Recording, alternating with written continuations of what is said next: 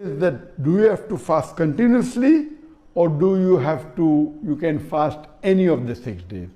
I remember back home it was most of us, many of people that have feel, okay, the moment Eid is over, from next day you start fasting.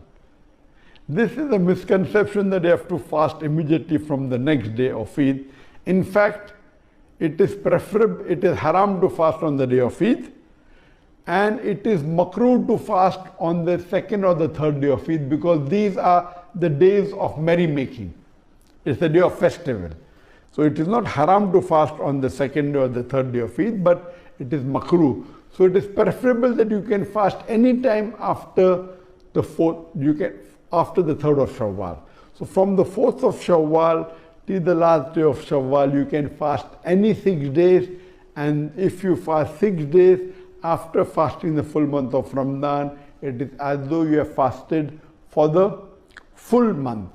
But scholars say preferably you don't know how long you're going to live, so the earlier you fast, it is better. But you can fast any of the 6 days of Shawwal, and inshallah it will be counted that you have fasted for the full year if you have fasted after the complete month of Ramadan.